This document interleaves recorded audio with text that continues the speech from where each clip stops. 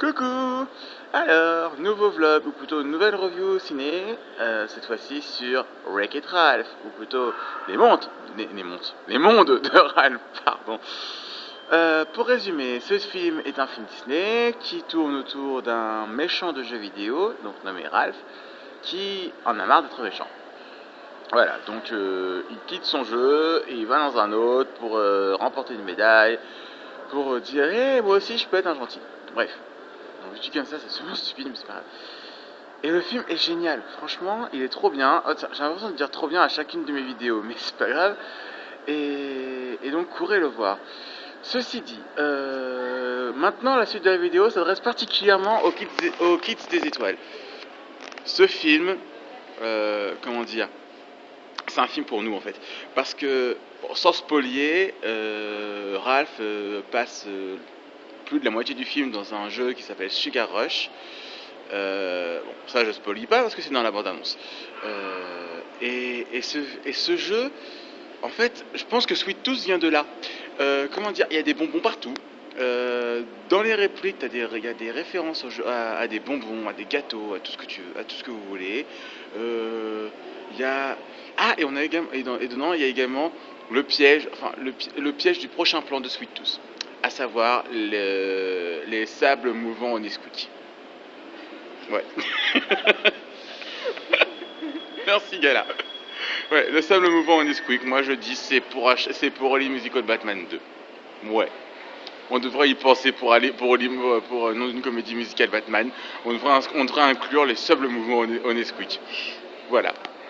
Euh, donc, euh, donc c'est tout. C'était juste pour dire que Sugar Rush, non pas Sugar Rush, ta gueule, les mondes de Ralph, le train qui se lève, je troll. Les mondes de Ralph est trop bien comme film. Sugar Rush est un petit peu le jeu vidéo qui a inspiré Sweet Tooth. Moi je vous le dis, il vient de là. En fait, le méchant de Sugar Rush c'est Sweet Tooth, hein, c'est tout. Et il s'est échappé et il a été voir Batman à la place. Mais voilà. Donc, Kids des étoiles, allez voir ce film. Et voilà. Je sais que pour ceux qui voient mes vidéos, genre mon frangin par exemple, je sais que je dis beaucoup mais c'est parce que j'ai tendance à parler plus vite que je ne réfléchis. En fait, non, il appelle Alice. Hein? Dans version Tim Burton par elle, le nom d'Alice c'est homme. J'ai dit pas homme. Bref. Putain, il fait plus de gâteau. Oui, il fait la grève, il a plus de farine. Et donc, je sais plus ce que je dis comme connerie. Oui, que j'ai tendance à parler plus vite que je ne réfléchis. Donc, forcément, ça donne des à tout bout de champ. Voilà, c'est tout pour le moment. Et donc, c'est tout. Voilà, faut juste aller voir les mondes de Ralph. Et juste un petit mot sur le doublage. Alors,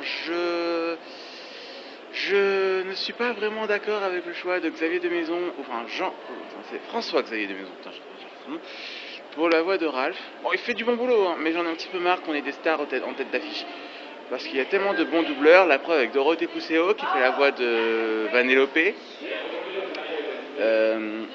Donald Regnault qui fait la voix de Félix. Ça fait du bien d'ailleurs de l'entendre enfin dans la voix d'un personnage principal, depuis le temps, il était temps. C'est pareil pour Dorothée d'ailleurs. Et il y avait aussi Richard Darbois dans la voix. Il fait la voix d'un espèce de petit personnage tout vert. Et si vous connaissez bien Richard Darbois, vous savez qu'il a l'habitude de doubler des gros personnages, genre Oogie Boogie, le génie, Buzz l'éclair, Bruce dans Nemo, et j'en passe des meilleurs. Donc voilà, il a tendance à faire des gros persos. Et là, il fait un tout petit perso, tout mini rikiki. Donc ça fait très très bizarre, mais ça passe. Dans les voix additionnelles, j'ai vu qu'il y avait aussi Emmanuel Curtin, mais je ne l'ai pas entendu du tout. Donc, il faudra que je revoie ce film juste pour essayer d'entendre la voix d'Emmanuel. On y retourne quand? D'accord, on y retournera. Je ne sais pas quand, mais on y retournera. Et donc voilà. Et par contre, on essaiera d'aller voir en 2D parce que ça coûtera moins cher pour elle le temps qu'elle se fasse sa carte, mais ça fait un an qu'il faut qu'elle la fasse. Oh, tu vas me dire tout le monde. Tout le monde est déjà au courant. C'est vrai. Donc voilà. Donc, gros coup de cœur sur le doublage français, même si Gala n'a pas apprécié la voix de Vanellope. Moi je dis, on ne critique pas la voix de Vanellope parce que c'est Dorothée Pousseau et que Dorothée Pousseau, elle gère. Je sais pas qui est Dorothée Pousseau. Et ben elle gère, c'est tout. J'ai grandi en Angleterre, je connais pas les voix françaises. Oh, je te rassure, même les Français ont du mal à connaître les voix françaises. C'est le grand dilemme de ma vie. Ah, c'est moi, je suis pas culte alors. Ouais, malheureusement, il n'y a que Sandy et moi pour s'intéresser aux voix françaises. Salut Sandy. Donc voilà, c'est tout pour le moment.